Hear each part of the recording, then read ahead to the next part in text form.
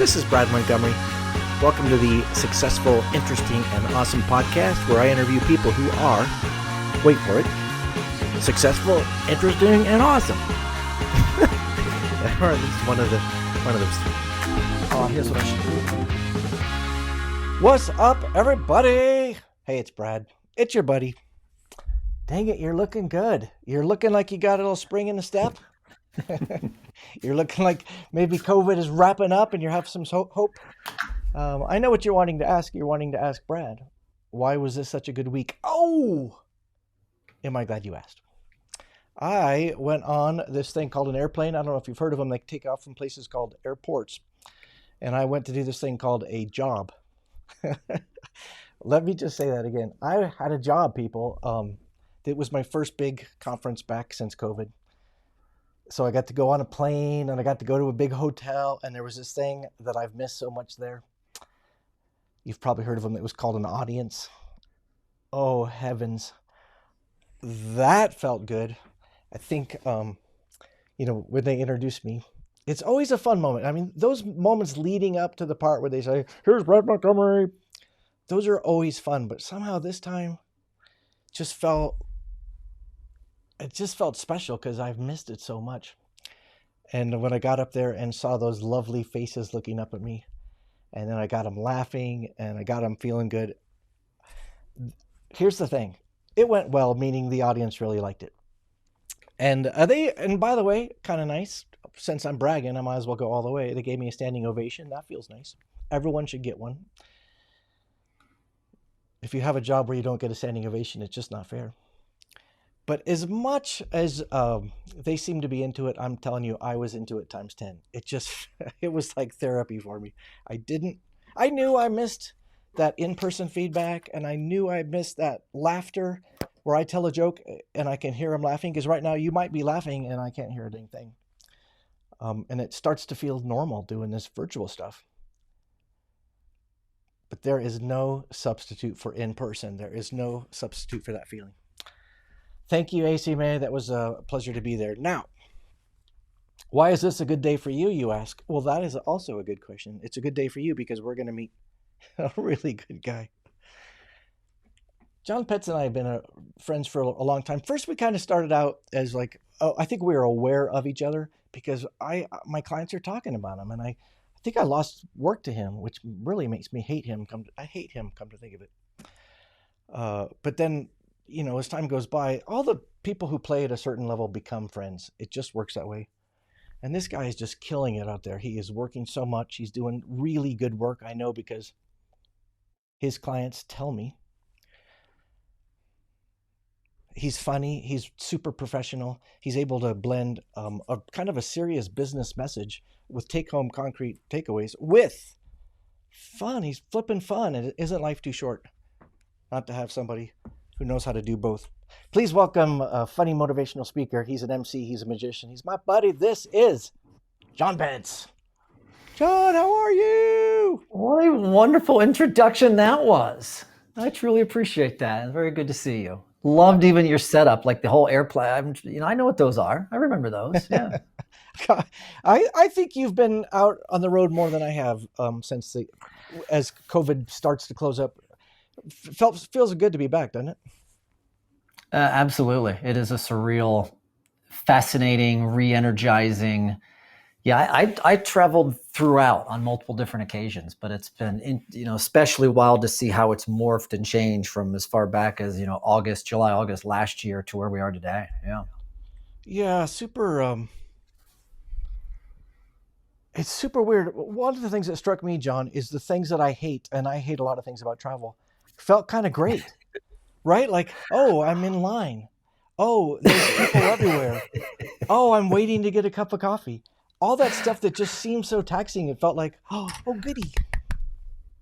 I felt like this is what it's like to be delayed. I remember this. I know how this is. You've got some fans here. Hey, Heidi, nice to see you. Sarah Michelle says, what did you forget to pack? Oh. Okay, there's a story there. Jon, to see if this sounds familiar. I just have a suitcase with duplicates. Everything that's in my suitcase stays in my suitcase, so I don't have to pack. I just put in a new shirt or whatever. And this time I couldn't remember. It kind of stressed me out. I was like a muggle. Does that sound familiar? I, does it sound familiar to me? I had the similar. I have a go bag. I mean, my travel bag it doesn't unpack for the core essentials of what's in it. But I went through it. I'm like pulling out. I'm like, look at this. This toothpaste has kind of got really crusty. And I went and I bought all new travel size of everything. But hi, John. Hello to you, Sarah. See, I don't have Facebook pulled up, so I can't see the comments of your. I just have. I've got my monitors going over here. I got your back. Well, you'll have to tell me if anything I need to do or say. Just excited here's to hang out. A couple people say, please take off your pants. They did not say that. I was joking. What I was laughing at is that are you one of the people that actually buys travel sizes? Because I always thought that was something I do from free. Because that's what the hotel gives you. Yeah, but they give you the crap ones. You know that. It's like the can't use a hotel toothbrush. They're like the most hard bristled, nasty. They were like one-time use, and God, thank you so much. So do you have a travel size toothbrush, like a little baby? I used to. No, I actually just take. It's awful. I don't even use one of those little plastic things that goes on top. Every time I use a normal toothbrush, I take 3 Kleenex and wrap it and throw it. That's my wife's technique. I put the little plastic thing off, but it never stays on, so it's always in my bag somewhere near my toothbrush. And then they always get nasty too. They're disgusting after a week when you're really out, So are you pretty anal about the new quality of your toothbrushes? That is the best question I've ever had on one of these ever. What is your tolerance for a fairly old toothbrush? My tolerance. I got a pretty. Wait, is it be a high tolerance? No, it'd be a pretty low tolerance because I've pulled some nasty toothbrushes out of my travel case. I'm like, Because when you're on the road, you're like, I guess this is what I got. It's better than not. I mean, I've done the finger thing too. Or you're just taking a little toothpaste and Yeah, I have no idea what you're talking about. I love that. This is real life for us, though. It totally is. I think in order to travel a bunch, you have to not think. So like sometimes you have to not think too much about how old that toothbrush is. But also like if you start thinking about the hotel room and maybe who stayed in it before you or whatever, you can't live. That's true. I learned a hack and I'm trying to think where I learned it. This is part of COVID, but someone said,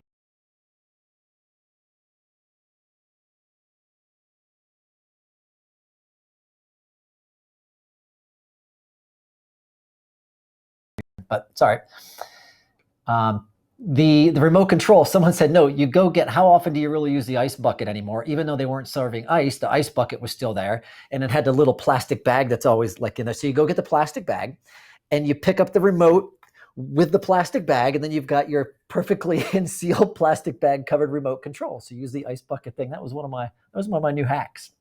Speaking of things you don't want to think about in a hotel room. Yeah. I lost your audio. Either you lost my audio or I lost your audio.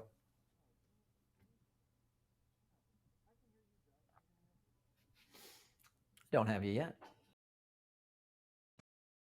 Someone type in the chat if it's me not hearing them or if everyone's not hearing them. Yeah, I would love to know. Oh, you're back. Oh, hey, can you hear me? Yeah. Can you believe that here we're deep into 21. You and I have both done a lot of virtual stuff and we're still having audio problems. What? But we'll make fun of this all day long, and we made fun of it at the beginning and we still make fun of it today. I was doing an event for a group and it's literally the world leading webcast company. It's the back end platform of one of the majors. Right. And it's like one of the executive vice presidents and I introduce him and I'm like, oh. So it's not, it happens all the time. It's just, yeah. And I think everyone's got a little bit more patient with that, I think now, because it's like, hey, we can't hear you. Just fix your mute, whatever it was. Yeah, we do have that problem. But it doesn't seem like if you're a professional presenter as we are, you're not supposed to have that problem. No comment. We've all done it. All right. I want to go back in time. Did you really say You don't touch the remote control except for through a plastic bag? Oh no, I used to touch it all the time. It's just one of those hacks like during the COVID, even though they say they clean them extra and do all that. Right. It was one of those Right. take a plastic bag, extra security. That's when they put these, maybe you haven't done, they put the stickers on the door, like clean and sanitize. No one's been in this room, and you Right. break the sticker by walking in the door. It was just one of those hacks, but I probably will not continue to do that. No, Well, did you that's a do, bit much. That's really getting. I traveled a couple times during COVID with my wife, not for work, to check on her parents, honestly, but we carried this bag of junk because we didn't know we were spraying down hotel rooms. Was Oh was yeah. that you? Oh, I had a little travel size Clorox. Yeah, absolutely. Did the doorknob, the light switches, and the remote. If I didn't do the bag, then I learned the bag trick. Then I started doing the bag. But yeah, I mean, even the little sanitizer wipes, zinc, vitamin D. What else? And probiotics, like anything just to keep the body as healthy as it physically could. Yeah. Right. Yeah. I kind of think that turned out to be nonsense. I made it through. I still to this date knocking on granite. I'm looking for whatever. Yeah. All right, so let me tell you what happened at this gig, and let me ask you about it. I got there, and people held out their hand for me to shake. What? So I shook it, but also I was thinking, Yeah. well, I don't know about this, and this is a healthcare conference, and none of us missed not having colds. Maybe we're not transmitting COVID, but maybe we're just shouldn't be shaking hands. What's your take on that? I'm shaking hands again, but the awkward part of it is when someone reaches it out. It's like before someone reaches out, you kind of go in like Oh, yeah. and then you end up shaking. It's like this most awkward little, because it's kind of like you don't know what to do yet. But Well, I want to know if that makes you a putz. If I walk up to you and I kind of preempt you and go, hey, with my elbow, do you just think, what a weirdo? Or is it like, oh, I guess we're trying not to catch colds? I'm too chicken. Basically, they put their hand out and I just did it. Yeah, I would shake. Right now, I wouldn't think anybody's a weirdo. No. I mean, now if 2 years ago, if someone came up and I wasn't want to catch a cold and I'm doing that, I'm like, weird. But Yeah. I wouldn't think now. Still not Well, right, yet. because I remember being on airplanes, seeing some random person with a mask on, and I'm like, what a freaking weirdo. And now Yeah. I think, okay, well, I know more about masks. Maybe they have a cold and they're trying to keep me from getting a cold, or they don't want my cold or whatever. They're not so Yeah. crazy. I remember, I think I flew in March last year, and it was like one of the last personal trips I did for several months. And I was with my buddy Brad. We're flying to Florida just for weekend for kicks. It was like he sneezed, and like 6 people around him are all like scrubbing themselves down. Which I get it. I'm not. What was your last gig? Do you Airplane remember humor. thinking about COVID from your last gig 16 months ago? It was March 7th. It was local in Ohio. It was for the Ohio Transportation Authority. Oh. Know exactly when it was. And Yeah. Ohio shut down like 2 days later, something like that. I remember my last gig, which actually is relevant for you because I went to Chicago, huge insurance conference, and I remember I was chatting with the meeting planner. We're like, "Oh yeah, this is weird. That news is weird. I wonder if we're going to be off for a couple of weeks." And, Off for a couple weeks. and I also remember noticing that one of the vendors had a whole bunch of little samples of Purell, like a tchotchke, and I didn't take all of them, which would have been so great to have those. But then also the night before my gig, I went to the Chicago Magic Lounge, and it was packed. I'm in this little tiny building with all these mouth breathers, and it was awesome. But I look back going, whatever. Yeah, right. Actually, great thing from Scott Tokar, if you know him, great trade show performer. Tag him in this so we can see that we're talking about him. He just did the Concrete show in Las Vegas, which was the first major show in Las Vegas at the new convention center. And on day one, he said there was business as usual, people shaking, doing everything. But there was a booth who was passing out sanitizer and masks. And he says they were near ridiculed and they stopped. Like by day 2, didn't do it. Their tchotchke was passing out PPE. And Well, and tell me about the ridicule though, because I was at the conference. you got to ask him. Tell me Do more it about at their stock. ridicule. Ask him in it. Put in your comments. See if you can jump him on. Get him on board. Where's my phone? I'll have him join in.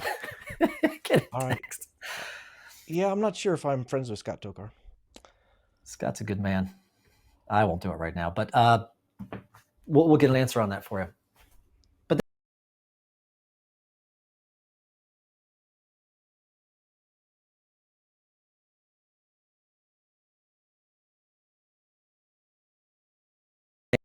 I lost you again.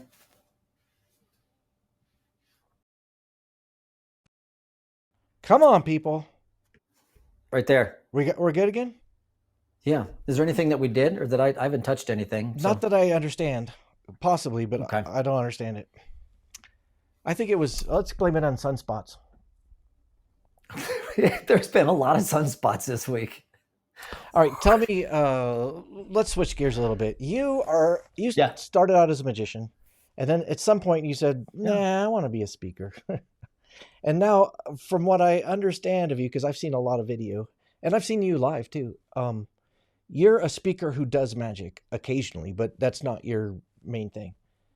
How in the world did you get to that place? What made you think I want to be a speaker, knowing you were already a good magician?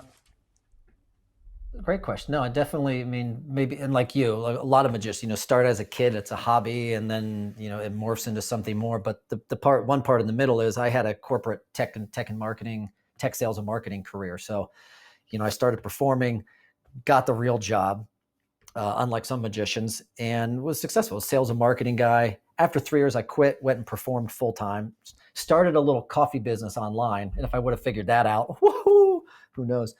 But, went back, got a real job again. This is .com era. Ended up, to get all corporate, I ended up with the job you thought you always wanted. Now I'm performing throughout. I started Miracles of Magic during this time. I'm doing restaurant job. I had some corporate work, strolling and some shows. And I had the corner office, company Mercedes, country club VP of sales title, 250 sales reps I managed. And I had no interest in it. I missed the other part of it. But I was doing, how I got into the speaker, I was doing a lot of sales training, a lot of sales inspiration, and I started making it fun. And that's where the original version of boring meetings suck came from. That's when I was at the job. I started writing the concepts of that book. And as I was doing some of that training, I had other companies start asking me, hey, would you come and do it again? Would you come speak to my sales groups? That's kind of that transition.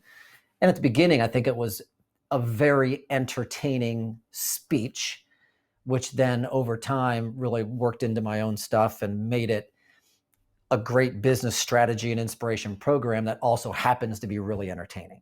So I would say that's how it all kind of came to fruition. So to summarize, you started doing it. Meaning you were a speaker who did some magic for your kind of normal job, right? Oh, I was doing sales training, the weekly stuff. Some, call it sales inspiration. You got to motivate the crew. So were you like, get out there and sell, dig deep, make that extra call, you could do it, like that? You can do it. In a way, and some of it, not exactly those words, but maybe exactly like you would do. Make your quota. Yeah. I don't miss those days. I don't. It was a very good job, but it was like the golden handcuff job. It was that job that, like I said, you thought you wanted it, but. How old were you when you quit that thing? It was June 30th, 2004. So it'll be 17 years ago.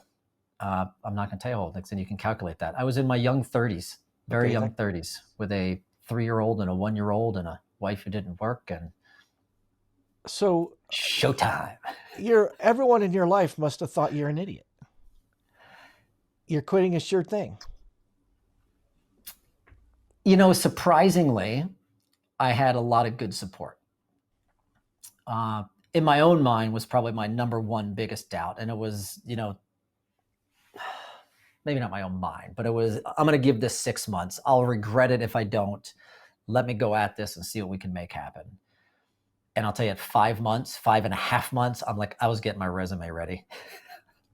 Because it's tough. I mean, it's tough. And it was one of those things. My insurance lapsed in another 2. It was all those things that start coming, like real life and real bills and family. And, I'm never going to risk their their safety and security. But then I hit a couple of good things, and that just, I honestly, I'm almost every year until recent accolades. I think my business grew every single year. It has grown over the course of 17 years, mostly kind of referral and repeat, and that's where. So did you meet that 6-month deadline, or did you go over? You kind of said, you hinted like at 5.5 months, I was ready to quit. Oh no, once there was, and I'll even tell you, it was so June 30th, and it was December, and it was Borden. Everyone knows Borden. I did an event for the CEO of Borden, and he was like, "This is fantastic. Can you do this for that group and that group and that group and that group?" I'm like, I can. And it has run itself ever since. Yeah. That is not every single gig that you get someone that says like, "Oh, I love you. I'm taking you through several places." That happened to be your first big offices. One? It was the first one that it was a gentleman, and he said, I want you to go to this region and that region. It was go to 4 regions. Yeah.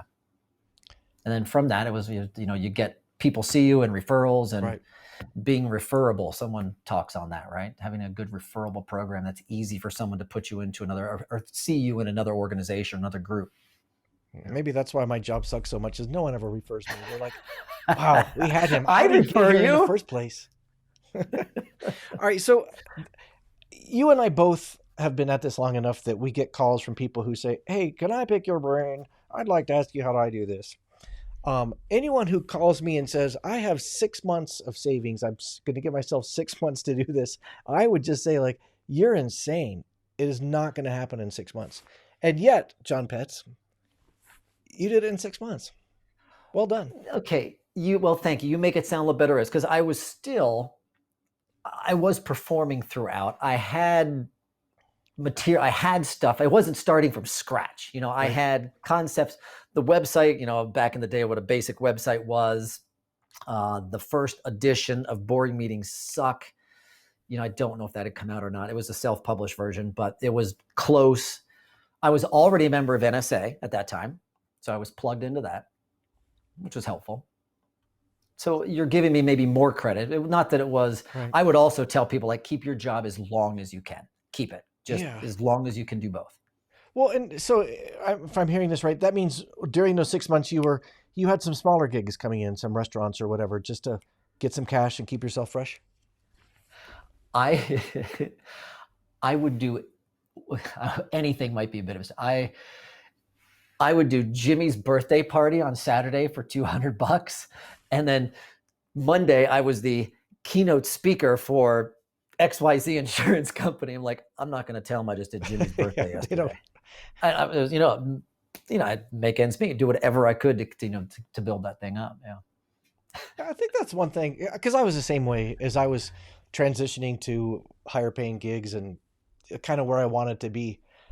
Those lower paying gigs were both, there was money in those, and I thought they were fun. And also I think one of the reasons you and I are good is we did those gigs. We did the whatever. I remember doing these things for $30. I would drive across town, but it gave me a rep. It was just. I will find a picture. I used to work for $35 an hour. This is Skyline Chili. If anyone's in the Midwest, Skyline Chili, I would go and I would do magic for family night on Wednesday night at Skyline and twist balloon animals. And if it wasn't a dog, they were going to get a dog. It's because I could do a dog and anything that looked like a dog. For $35 an hour. No. I would really like to mock you, but I did that too. I didn't do it at Skyline. Of course. I mean, this is when I was, this is 19, 90, whatever. But that's how you start. That's how you learn the chops and just do it and do it and do it. Yeah. Did you ever work at a magic store? I never did. But I'll tell you about talking about having fun performing. This is 3 weeks ago. Very rarely anymore do I go do a straight after dinner party, just straight comedy magic, which is an absolute love. Just, it's so fun. But I went and performed at the Hilton Head Comedy Magic Cabaret. Carrie Pollack and Kelly Pollack are the owners of it. It's the number one entertainment thing on Hilton Head Island. If you've never been, go do it. Fun. And it just re-energized me to an extreme of how much fun being in front of an audience who just wants to be amazed and wants to be entertained. They were so into it. It was comedy club and it was, there's no COVID there, of course. So it was just full on. It was And I'm like, I just love performing. I'm super jealous. In 10 years, maybe more. Oh, it was incredible. Yeah. I did something. It's been over 2 years now. Everything's been at least 16 months, but similar thing. It was a tiny little theater here in Denver, and it was just magic. And they had 3 acts on, and I was the headliner. But there was no, unlike a comedy club that has a late show, there was one show, so no one was really looking at the clock. I found it so freeing because I didn't have to make a point. I didn't have to end on time. If there was something that was distracting, like, when we're a keynoter, we have to kind of police ourselves not to allow ourselves to go too off topic because we've promised them takeaways or whatever. If it was distracting, I went with it. It was so fun. No, there was just nothing to be done. You could make lines about it. You could go, I agree with you. You didn't have to make a point. You didn't tell a story. You were there solely for the purpose of laughs and right. So if they were laughing, that's good enough. We're, in our work as speakers, like I have a pretty good friend who was on this podcast, John Cilio, and he is a tactical speaker for bankers mostly. And they get pissed at him if he's too funny. Because I know. Yeah. But I get it. I understand. There's always a different objective they have, right? So you're a magician and you're a speaker. I have never seen you do the crappy magician speaker thing. And I'm going to ask you, what is that thing? So this is a crappy magician speaker does like the two metal hoops, the linking rings. And they say something like this. This represents sales and this represents marketing. See, ching, ching. Oh, they're linked. Your sales and your marketing are linked. That to me is like the hackiest, crappiest speaker magician ever. What is your take on that, and why is that so common? I haven't seen anyone do that as of late. It's a classic of magic, I guess. And when someone performs that well-known, well-documented, and well-understood trick by many lay people, as we would say, it's still a beautiful representation of magic and illusion. So I'll build it up in that fashion. Wow. Why do people? But why do people? Hey, here's the team coming together. Look, now we're linked. Now we have to. Yeah. I think it's because my own personal opinion and take. I've been, call it fortunate or unfortunate. Is that the word? That I've sat in a cubicle. I can relate to a lot of people, and I've seen many magicians who say, I want to be a speaker, and haven't done the work to really understand business challenges and objectives and don't read it. But we read magic books. But you know what? I watch CNBC every day. I'm watching my clients, what they're in the news, what they're challenged. And you got to take those things and truly relate it to something that means something to your audience. Relevancy is the absolute key in what you and I do. And I know you know that. But there's people who are after, I hate to call it a cheap buck, but want to take magic, use the word teamwork and leadership, and then try to charge 5 times what they're worth.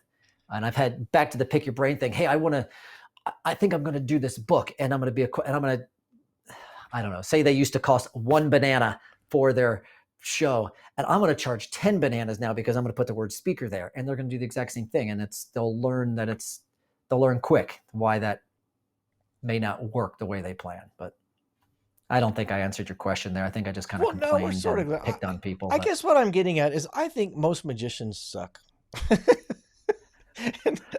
and only like in the following ways. When you and I were young, here's how you learn magic tricks. You have a grandpa sit you down and you hold a piece of rope and he shows you what to do with your hands. And then he's going to say these words, Brad, and then you say this. So he's going to teach you the script. And then we buy a magic book and it says, here's what you say when you do this thing with your hands. And then you buy a magic prop and it says, here's what you say when you do this thing that you just bought. And I think that feeling that we all start out with as magicians, that you can have some sort of script, makes us all just sucky, just horrible. And the people like you and me, because I'm awesome, we figure out, oh, that script is not what you should say. You should never say that script. But I kind of think that's where that hacky stuff with magicians being bad speakers is, because they feel like this really hacky approach to scripting works, and it doesn't. No, and I get annoyed, and this happened to you too, I'm sure, where I've seen some good name people in our line of work where I've written some really, I feel, pretty custom content around a trick. And unfortunately, I put it on YouTube, and then I see someone going, "Oh, look at this," and I don't even want to say the words or whatever it was, and they're like, "I'm like, wow, so that's thanks for ripping off my idea, my stuff." But because of that, because it's patter, we get the thing that's called patter, and this is the trick, and here's how to. But to sell that to somebody in the magic community, you have to give them that idea, because some of them aren't creative to do it on their own, and there's a market for that. So, well, let's be vulnerable time. It's called for the it's time for the segment. Let's be vulnerable. John, have you ever? Where's the sound effect? No, you need like the little piano riff coming in. Yeah, here it's vulnerable time. Whee! What did you do that when you started? Were you using prepackaged hacky patter? I was 7 years old. Yeah, I can still do the patter for you. Where's my sponge balls? Do it. First trick I ever got from a magic shot were this.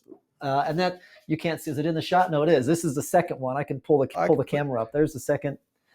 I'm looking at it. I'll pan out for you. Here, actually, true story. This is how I got started in magic. This is a box that my father pulls out a penny, has me sign the penny. The box is all in rubber bands. Right. And I sign, you know where it's going. This is literally, it's a wood matchbox. This is how I got started in magic. So it is still sitting on my bar today. That is actually a brilliant trick. I love that trick. If there was someone here, I'd show it to you. But no, this is the same. This is the pattern from before, right? You take the 1, you take the 2. See if I can still do sleight of hand like the old days. You hold on to 1, and this one you make disappear, and then that's crazy. I froze up on my own machine. What do we have, a bad connection? I don't know. Facebook. I did an event, like a major event, they're streaming on Facebook, and we lost Facebook for like half of the country. Went down. Yeah. So it's not us. But anyway, patter. I remember it's like an addition routine. We have 1 + 1. What should that equal? No, I could probably still do it if I was in full But mode. do you remember when at some point you grew up and you said, "Oh, that is not going to work. That I can't say the same thing every magician says." Absolutely. And it's that point of realization where you're probably in a real show and you drop a couple of improv lines and you realize, well, that's a whole lot better than what I had before. And then taking the concept, and if you really work at it, writing it out. And remember, David Williamson, I know him, he's an acquaintance, not a good friend or one, but he's someone who I always remember he talked about beats and doing the comedic beats in a rhythm and a timing and a routine. Yep. And for those who don't, he's a tremendously talented and funny magician. But I remember him saying that. I remember it's at Magi Fest, a convention, then go back and kind of reworking some of my material to see, how can we make it even more relevant, more unique to me so people can't take it in a sense.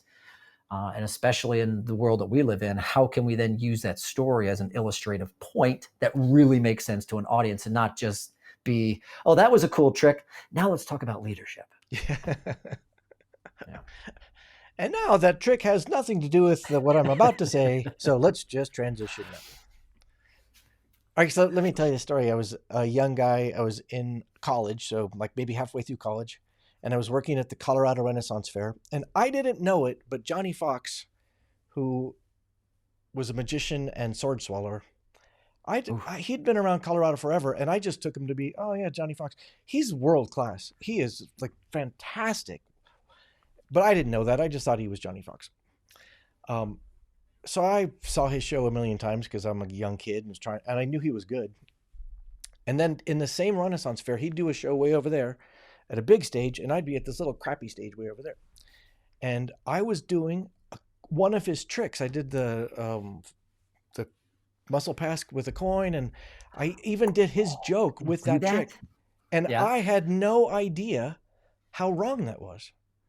And he found out because he's Johnny Fox. He has a lot of friends. And someone must have said, that young magician is doing your stuff, dude. And so he marched up that hill. And I know with hindsight, John, what he could have said was, what the hell are you doing? That is not your stuff. It's my stuff. And not only are you stealing my stuff, we're at the same freaking Renaissance Fair, you numbnut. Stop that. But what he did is he kind of sat me down and said, that's not how we do it. And he explained, like, I know how you learned, Brad. That is not how we do it. We don't memorize line. Magicians talk, oh, that's a good line, and they write it down. Big boys don't do that, Brad. And he was so nice to me, and he could have written me a new one, but he just kind of metaphorically put his arm around me and coached me, which I'm so embarrassed, John, that I was in college and I had no clue that how many rules of like normalcy I was breaking. I guess it's one of those things. If it was a published trick, it's like you're given permission to use that pattern. But if you watch somebody else and then take their story, take their lines, and even with patter, I mean, there's some really good, funny lines that absolutely I still use that someone else wrote for me. But it's one of those things that you purchase the rights to use it in a sense. Right. And even if you and I go purchase the same trick and we go do the same trick with the purchased script for the same client, one of us is going to look like an idiot, but probably both of us are going to look like idiots. Right?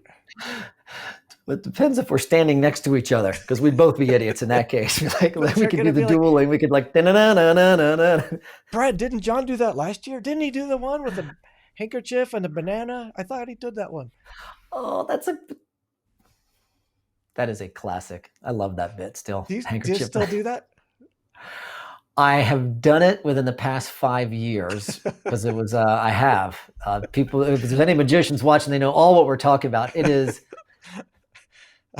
an updated version. There's you and I both know one of the voices of Siri. So I did a fully customized version, and it was, but same concept. Yeah, exactly. Yeah. Well, the premise is good. So for our listeners, hi listeners. Yeah. How do you explain? The premise is that you listen to an audio tape of a magician teach you how to do a trick, and then the magician on stage just follows the instructions of that audio tape. But the magician on stage misunderstands a whole bunch of stuff, and then hilarity ensues. That's kind of the concept. And at the end, magic works. It did work. So, I did it. So Karen, I'm sure you know Karen as well. She was speaking, I was doing her intro, but part of the introduction, I did that trick with the voice to Siri. So it was a nice tie-in. Can't lie. It was pretty well done. Well, that's pretty cool. Yeah. All right. Well, so let's talk about speaking. One of the things you're good at, John, is you see. What am I good at? Oh, yeah, you actually, I've seen you. You have actual skills. One of the things you're good at is you kind of have a little bit of presence. When you're on stage, it just feels like, wow, that guy seems to know what he's talking about. My gut tells me that you grew into that was not innate, but I don't know that for sure. Can you solve that mystery for me? Is that something you have earned through repetition and through age and experience, or is that just something you're born with? There's two elements to that. No, it's learned. Remember it influenced 5 years ago when I forget where we were. Penn Jillette was one of our speakers, and someone asked a question, how'd you get so good? He's like, stage time, and stage time. I'll never forget that. It's the 10,000 hour rule. He used the metaphor for flight hours. Like a pilot counts hours in the plane, and he used that as a metaphor.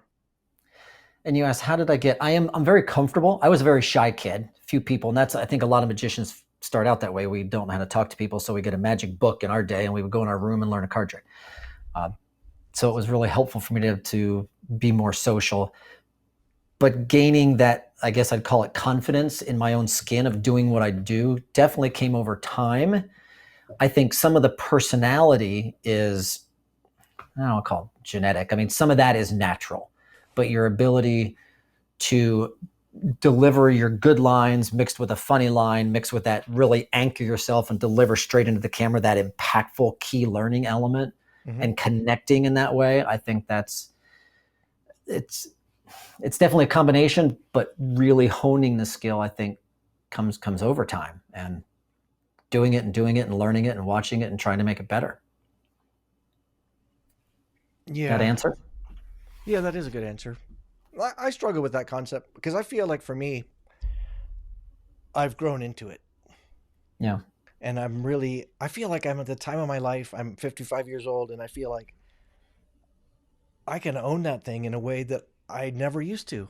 And I'm still a little baffled. Like, is that a personality or is this just skill? Is this something that comes with age to everybody? Or is it something that I've been developing because I've been on stage so much? And I don't really know the answer. Well, I've seen it, and you're exceptional at it. I think we're both, I mean, the ability to not instantly, but really quick feel a connection and have the audience feel comfortable us where we are, as opposed to, the person, you can see them while I'm trying to stay in your shot, walking, delivering the line, and you see them go, perfect. And right now is when I raise my right hand and I put my hand down, and this is where I turn and walk to my left and to deliver the next line. It's that and scripting and knowing your content is absolutely key, of course, but having that be received in a way that is generally authentic, and that, I think that it's something you grow into. You really have to be in that moment many times to experience it and learn how to develop it. Right. That's cool. I just been struggling. I love when I have speakers on the show to ask them, is motivational speaker a job title or a personality type? What do you think? Oh, is it a job while you're title? thinking, I don't think it's either. Let me tell you about my wife, who is awesome. Okay. She doesn't like, for example, if there's a party of speakers here in Denver, Colorado, she says, thanks for the invitation. Go have friends with your speaker friends. I don't want to go. And she sees us as similar. Like, you're all chatty and you're all super upbeat and you tell everybody how awesome they are. And so for her, there's an element of what we do that feels like a personality type. That perspective is dead on. I feel myself around other speakers being more subdued. You may or may not disagree with that. If we're, at an influence conference, I'm not so much that person. I feel that anyway. Where does that come from, that subdued part?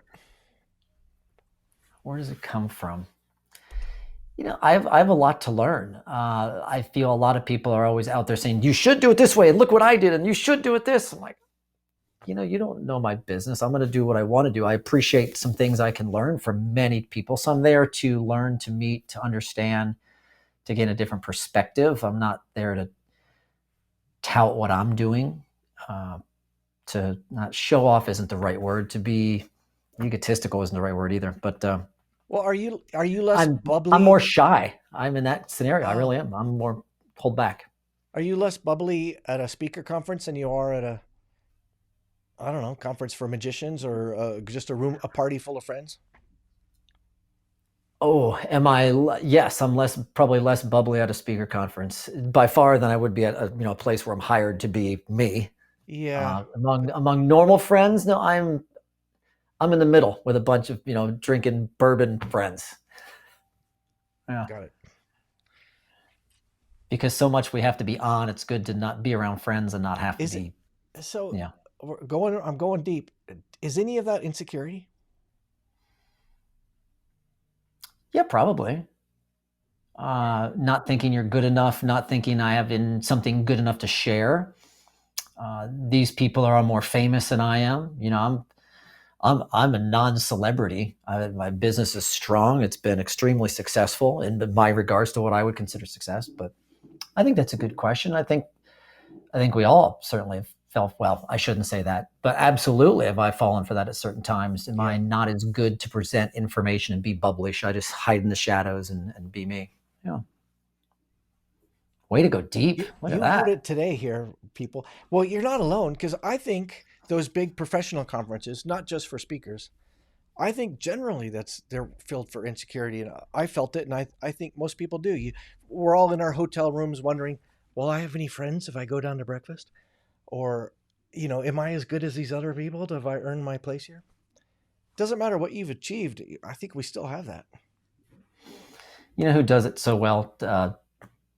I'm name dropping a lot of friends. Friend Tom Singer is always that person at our conferences, no matter what. He's always meeting new people and welcoming people in. And there's a great example, I think, for all of us, for the speakers out there listening to follow. Well, tell me more about that. What is it that Tom's an awesome guy. I love it. Hi, Tom. What is it that you see in him that you admire? Tell me more about that. I just talked to Tom a few days ago, and probably a week and a half ago, he emailed me. He's like, "Hey, listen, do you want to do dinner on this night?" And I'm like, "I'm not. I'm have to leave early." But he gets reservations for 7:30 on each night, and he'll invite 2 people he knows and 5 people he doesn't know that he just met at the conference to try to get them involved and meet other people, so people feel like they connected with someone, met somebody new. And you come to an association to network, to learn, but Right. finding ways to develop your business. I admire that a ton. I think it's a great idea. Yeah, I think I might steal that idea. That is a good idea. I've done that in the past, but I haven't. Our professional conference is coming up, and I haven't thought about that. But, it's a true connector. That's going above and beyond to connect brand new people who don't know anybody, and help us all feel more wholesome and welcome. Yep. I think it's really cool. Well, we were talking about self-confidence. Let's stay on that. Okay. One of the things that I think can be wonderful is that we have had people settle our confidence, meaning they say, "Jon, I see greatness within you." And if they say it the right way and they are the right person, that raises your confidence and helps you perform better. So so far we're on easy ground. Did you have people coming up through your magic life and then into the speaking world who helped you with that, who said, "Yes, Jon, you are good enough. You are doing this. You are doing well"? Besides you, my mom, who believes in you always. And then I have people in the magic world. I almost want to say not so much. I don't know why I say that. I can think of one person who's not really a magician, but he's the CEO of in the original days, he was the founder of A Kid Again, which was a Ventures for Wish Kids. And transparency, I'm on the board, but we started a program for them. It'll be 20 years next year. And he was an incredible encourager, promoter, and provider of confidence. Like, look at what this show, look at what your talents did to raise money, to share joy, So when you say that, that's the person who comes to mind the most. He wasn't a magician, but he was a client, really. So he's a cheerleader, right? He's like, "Well done, you." Mm-hmm. Right. What about when you were a kid? Do you remember anyone saying, "Jon, you're doing well. You can read really well," or "You're good at playing kickball," or I don't know, "You're good at middle school biology"? I had a great growing up period. So I had very supportive parents, everything I did. So kudos to them for that. Outside of family, my grandmother loved me doing magic. She always would just sit there and cackle and laugh in the back. Even if it was the worst trick ever, I can hear your laugh, Grandma. Just the little true cackle laugh, and it was always so impressed. And whenever look at that sense of confidence. And when everyone comes back and laughs at what we do and just believes in what we do, it gives us like, wow, it really fooled them. It worked. You mean this actually fools people, this trick? Mm-hmm. So it makes you want to do that and invest more heart and time and love into it. There'd be some big, promoters of what I did. Yeah. So tell me about your family. You mentioned both parents. So your parents were together when you grew up? They were, yeah. They are both remarried today, but both doing wonderful. Yeah. And both still supporters in big ways. When I told my parents, because I was dabbling with magic before grad school, and then I said, "No grad school, I don't want to do that." And that was really hard on my mom. And my dad, they came around, right? Because things went well. But that was hard for them. How about your folks? Back to the whole who thought I was crazy of doing something. Yeah, that would also be Kevin James, great, not the comedian, the magician. He's got a great line. So this is his line, but he's like, my parents always, I wanted to be a doctor, but my parents insisted I become a magician instead. Yeah. That can't be, that is a stock premise, isn't it? It's probably vaudeville time. I have no idea, but I remember him saying it on America's Got Talent or something, but they had absolutely concern. I'm very entrepreneurial, and anytime I'm like, no, go be with a big company and get the good, there's no pensions anymore. Get the good retirement plan. I'm like, and that's, I think that's probably even more so for some of the younger gen, millennials and beneath. That's even, they've seen some of the effects of the pros and the cons of corporate America. But back to your question of, did anyone laugh at me? Not laugh, but tell me about your parents. You grew up in the suburbs. Are you a suburban Ohio kid? Where was? With most, yes, I would say never lived downtown big city. We lived in Pennsylvania, moved outside of Dayton, Ohio, moved to Sydney, Australia. That's probably the biggest. We still lived in the burbs there. And then after Sydney, basically I came back and been in DC and Oklahoma and moved to Ohio for a 2-year job stint. That was 1995. And you're still there, right? Still here. Yeah. Well, so all right. So my parents, sounds like our upbringing is similar. I felt safe in my house. My parents had enough money that we weren't struggling for food, and no one worked 3 jobs. And now here I'm in this job that to many people feels very risky. And I have been thinking recently that maybe the reason I'm in this job is because I felt safe. My parents never said, if you screw up everything, we'll make sure you're not homeless. But maybe I had that confidence for them. Do you feel like there's a connection between your entrepreneurialism and your, kind of a safe background, it sounds like? Yeah, I think also if it all really hit the fan, would I have a place to go? Yes. Would they be thrilled I was there longer than a week or 2? Could I really? Not anymore. Back then, I guess there was that safety net, but at the same time, confident in my other ability to, I could get a job in a week if I needed a job. I could go, I don't know if I'm hireable anymore at this point by anybody. I don't know if I could go back to an office, but back then, like I said, out of that 6-month time frame, I was very confident I could have employment very quickly if I needed to. So I was going for it. Right. Yeah, I had that confidence too. Well, it's kind of a new thought that is, forgive me as I'm articulating it for the first time, really. I don't know what I'm talking about. For those of you who are listening, I know that happens a lot. But the concept is this: it seems like people who are the first generation college kids coming out of poverty, they want a job, understandably, that has security. They know exactly what's happening. They know what the benefits are. And that is wise for them because they've had chaos in the back. And I know there's exceptions to this rule, but it just seems like a lot of the people who are able to take a lot of risks have had some sort of confidence building thing where they just feel safe, whether or not, we're in the same place, right?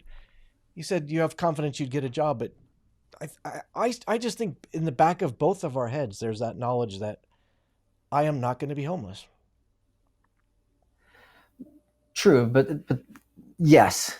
But then also you and I've learned that it's also not, I've tried a couple get rich quick things, man. I've done them. I'm like, you always want to do those, but you realize there isn't a magical secret. It's commitment, it's dedication, it's effort. Some people get a little luckier, have something that may happen and they're prepared and they capitalize on it. But probably for you and me, it's something we have worked tremendously hard at. And to other people, it may seem easy, but what we do on stage looks complete improv and we're making it up as we go. But there are 25 years into those 3-sentence concepts, Yeah. Yeah, it's hard to charge for that. Well, because I know you and I have both been on the phone with a client who says, it's how much for 10 minutes or 60 minutes? And if you say, well, I've worked my entire lifetime to craft that 10 minutes, you kind of look like a jerk. My favorite is still, it's how much for 60 minutes?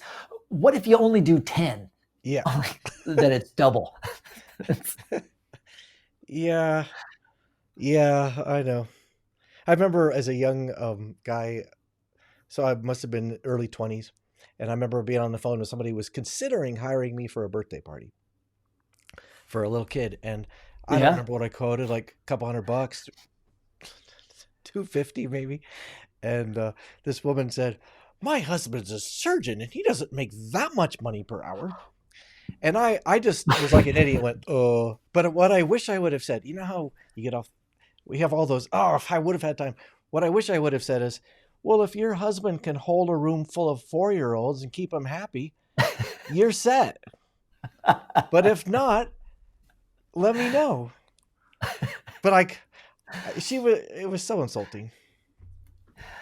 We could share birthday party stories. Or bar mitzvah stories. I never liked working bar mitzvahs. Done one. We'll never do another one. One. So let me guess. They grabbed your sleeves. They called you a jerk. They said that's stupid. It's, figure what, 11 to 13-year-old boys, they don't want to look beat in front of the girls, so they will do everything imaginable to look one up from the magician. Yeah. And yet in your pockets, I know how you, I mean, just absolute blatant worst performing environment ever. Yeah. And the parents aren't anywhere around. They don't, it's all just. Yeah. You're kind of a babysitter, really. Yeah. Yeah. That at $250 an hour. Yeah. Another thing I hated about magic is when you've got this piece of sleight of hand art you've been crafting and you're so proud of it. It takes ages to get it ready, and then you perform it for somebody and they say, oh, hold on, stop. Hey, my little kid, Junior, come over here. Look, it's magic. And really, it's not for them because it's too complicated. It happens. Yep.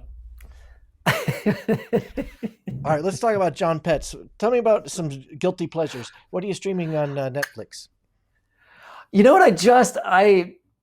I finished a project that was literally 3 weeks, and on Friday it was my first down day of that project, because then this week's I'm working on some new stuff. And I watched Manifest on Netflix, and I watched because it was a flying thing. I'm like, oh, let me just see what it is. And I watched the first episode, and this is 7:00 in the morning. I'm like, and the second, and the third, and the fourth. And I had a business call at 1:00, and I took my business call, and then I watched another 4 episodes of this Manifest thing. Yeah, I'm okay with that. Yeah. All right, Manifest. That's kind of. We've earned that. We can do that. All right. Yeah. You know what I love. Well, I have a thing for chintzy TV shows, but especially on the airplane home from a gig, I see these people whipping out their computers and creating some amazing spreadsheet, and I'm busy watching Manifest equivalents. I work on the way out and I chill on the way home. Yeah, me too. Yeah, me too. All right. If I get in your car, the music just comes on, or the radio comes on. What will come on? What are you listening to? Ooh, I would say 80s, 90s alternative. Some classic rock and roll mixed in. If it's in the car, that's what it would be. Yeah. All right. And no, I remember you and I have talked about drumming. I can't remember. Are you a drummer from your past? I was after Magic. I was drumming, probably roughly the same time frame. Yeah. So as a kid, all the way. I don't play too much now, but you and I will get to do. That's right. I forgot, because you showed me a picture of a room with tons of music in it. I totally spaced that. It was fun. I have a non-scientific theory that magicians and drummers are frequently the same people. If you talk to a lot of magicians, they say, "Oh, I'm a drummer." It's astounding. Well, that's when I learned about you. It was only less than 2 years ago I learned you were a drummer. What, we do this the same, we do this the same, we have this the same, and you drum? Yeah, that was cool. I think it's. I even just said again, I was watching live music Thursday night, and I'm like, I need to get with a band. I need to get playing. Just loved it. Just again, being in front of an audience, maybe that was just that energy, but it's good fun. I think part of it is back to $200 an hour jobs. Yeah. Although honestly, if I could play with a real band in the public, I would probably pay $200 an hour. Yeah, it's probably not even that. You're right. It probably is for the fun of it, which would be fine. Yeah, or you pay them. Yeah, I would totally. You're in some nightclub and people are totally into it. I would pay money to be in that band. Totally. I think the video I showed you. Go ahead. Sorry. Nope. Tell me about the video. Oh no, I think I forget if this video I showed you or not. When I did paid, it was at whatever. It was a convention, and they had a great group there, and it was David Bowie's guitar player, and you could silent auction win to play a song with the band. Oh, And that's I'm like, fun. I'm totally winning this. And I'm like, yeah. And I got, it was a, end of conference rock and roll show. And it was awesome. And they bring me up and I played the Van Halen version of Girl, You Really Got Me Now. Oh, yeah. You got me so like, and it was, people clap and like you got a standing ovation. They're your first one back. But when people are dancing and just rocking out, it's a different experience. Yeah, that is a feeling I miss. When I was in college, I was in 1 year. I was in 5 different bands, which was crazy, but also really fun. But one of them was a rock band, and we played like fraternity houses and like boarding high schools.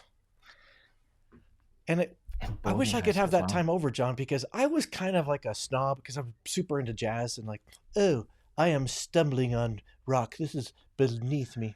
Well, it wasn't beneath me. It was freaking fun. And we're at a party where people are dancing, and it was, I wish I could have that time back because I would have loved to go tell myself to chill the heck out and enjoy that. I would kill to be in a rock band right now. I'll enjoy. Well, it's like, how did Ed Helms finish The Office if we're Office fans? He's like, I wish you knew you were in the good old days when you were in the good old days. Something like that. The line's similar to that. Yeah, I like that. Realizing you were in the moment. Yeah. Tell me about habits. Have you got a bad habit you're trying to break? I'm trying not to use the words literally and actually. I'm working on that at the moment. Sometimes at the end of a sentence, I say, right? And I'm like, why do you say that? Those would be that's current. I am literally actually listening to Jon Petz. Yeah. Right? Yeah, those are big words. Did you get into any bad habits during COVID? Let's see. Not doing any work, maybe. That was probably a bad habit. That is my life. I know I got in great shape. I was, I was really good at communicating at first with a lot of people, and then we all probably hit different dark times at the same time, but then I kind of shut myself down for a little bit and I didn't communicate so well with people. It was probably the worst part. Yeah. Yeah. COVID. But I didn't start like smoking or drinking a bunch or, those vices, but I just drank the normal amount I always did. Conveniently, it was quite a bit. So conveniently, it was all right. There's the bourbon closet over here. I definitely, I remember I bought a whole bunch of beer right when they're like, okay, we're locking down. Bought a bunch of beer, and I bought a big bottle of bourbon, and I had kids at home with me that are nearly grown, and I think they drank all the beer, but I drank all that bourbon, and it was shocking because I like, where did that go? That was so brilliant. Where did it go? Well, because I don't typically go through a bottle of bourbon very quickly. But COVID, I was drinking it. I definitely was. My kids love Taylor Swift, Jon Petz. They love Taylor Swift, and because of that, I love Taylor Swift. Is that what's on in your car? If I'm in the car with my girls, my kids take charge of the music when they're in my car. That is, I don't know if I'm okay with that. So how do you feel about Taylor Swift? Well, the first time I met her, I thought she was just kind of, washed up, not a big deal. But now when, Taylor and I are kind of like this anymore. I'm the one over here, right? You're the... now someone will take that. Actually, I'm probably, what do I think of Taylor Swift? I think she's... Do you like her music? Sure. Yeah, I don't turn it off. I don't actively seek it out necessarily, but I'll dance to it. I'm just finding this to be like a litmus test for how things work. How about Harry Potter? How do you feel about that? This is good. Love it. Absolutely love it. All right. We could be the movies for sure. Didn't read all the books. All my kids, we've got. Oh, I thought I even had one up here. I don't, but yeah, no. Kids loved it and grew up with it and love it. Yeah, me too. Well, Mr. Petz, we're getting to the very end. Yeah. Did we accomplish anything? No, but if we would have, Any I think we would have done something wrong. But any interesting comments, quotes, or people are, so it looks like most people are in on LinkedIn versus Facebook, which is bizarre this is to on me. LinkedIn too? I didn't even realize that. Sorry. Yeah, you're famous. That's all there is to it. Here's what we would need to know. Jon Petz is johnpetz.com. There's no H in John. Don't even try it. johnpetz.com. You ought to check him out. He's fantastic.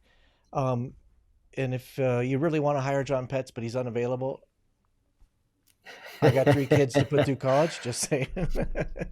We're both in the same boat, which is that's a really good point. I mean, and talk on that because when you've been places, I've been places, and it's a great add-on. It's like, well, and I always say there's a great person for next year, and Brad Montgomery is a great go-to, and it's good. Well, actually, we should talk about that.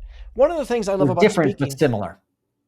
One of the things I love about speaking, which is in my mind very different from entertainment, is that we're buddies with our enemies. Right. So NSA, our National Speakers Association, has kind of taught me, oh, it's not a zero-sum game like it is in entertainment.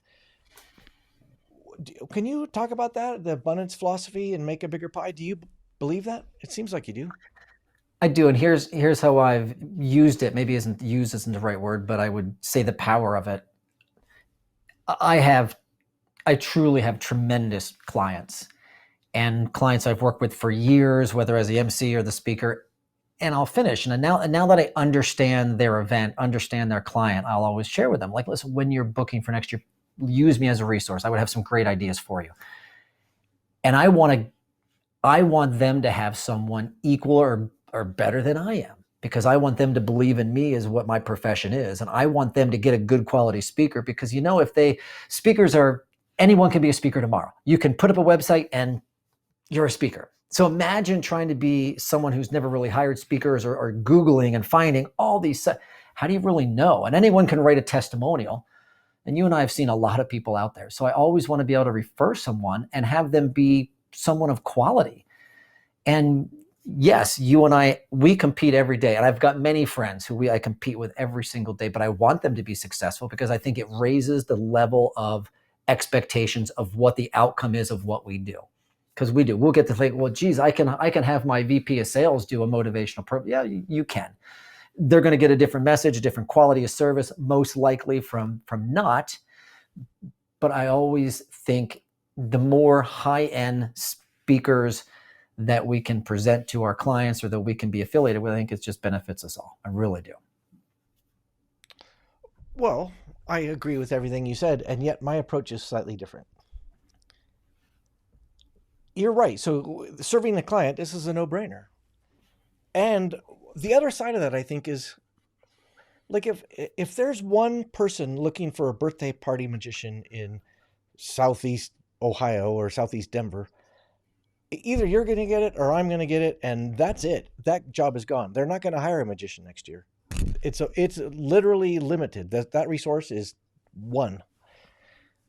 But with speaking, it's not that way. That these conferences need speakers every year, multiple speakers, or they might even have multiple programs, right? So they might have 3 programs a year. So in that way, I feel like we're not competing. Like if I lose it to you, there's a really good chance that they're going to book me next time, or the time after that, or just they booked you in the spring, they might book me in the winter. And I love that. I just love that there's endless work out there for us. And I think it's about to explode again. It's been a different type of workload the past 16 months. And I think still people are figuring out some of their fall schedules. But I think 2022, and even for me, fall, it's hard to get event space right now. There's so many people booking events. But next year, we're going to need to be able to refer each other back and forth. I'm booked, but don't worry, I've got you covered. I know here's who you can call, and it's going to be a different message, a different core concept, but you're going to get an exceptional experience where the audience walks out the door feeling better about who they are, what they do, how they do it, a more productive and engaged audience. Gosh, when you say that, I just want to book you. Dang, you're good. No, it's true. It's not that's a I know. an honest statement. Right, but also it makes me want to book you. What?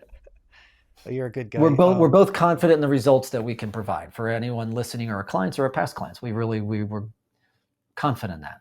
That's what you get when you work with the best, like Brad Montgomery. I heard a speaker once say, his phrase was, fee is a direct reflection of your guarantee of success, which I think is what you just said. If you book, John's been at it a long time. He's not the cheapest guy, but that also, he can tell you he's going to rock it. We are, and you do too. I think you're awesome. I like to close every podcast. Thank you for joining me. With the same, very, very same question. So we are at that point. Okay. We have Jon Petz, funny motivational speaker, MC, magician, heck of a nice guy. What gives you hope? What gives me hope? I should have watched back to your other podcast so I knew this question was so you could steal other people's hope. No, not steal. Like what gives me hope? And I guess it's a very important question now. Where I relate it back when you first asked it, I relate it back to a program that I do called Miracles and Magic. And it's a wonderful charity show that we've done for, like, I think I mentioned almost 20 years. And it's one of those shows at the end where you're exhausted and you're thinking to ourselves, like, that was so much time, so much effort. Did people enjoy it? And then you get those families or children that come through and they'll talk to you, and it was the first time their children's been out of the hospital and had a chance to laugh. And it gives me that incredible sense of hope for what we can do for them next. That's hope for me in that show, I guess. But it's an emotional moment for me that gives me a sense of fulfillment that I did something right, but also hope that we can make it even better and that we can do more, for all of us. We can give to others. So other people's happiness, and seeing the true effect or impact on someone else gives me hope that we can do more. And well, you do a lot. You're a good man. You too. A lot of people watching are. Yeah. Everybody, Jon Petz, jonpetz.com. My name is Brad Montgomery. I think you should keep washing your hands, don't you? It can't hurt. Thank you for being here. See you next time. John, hold on with me. Thanks, everybody.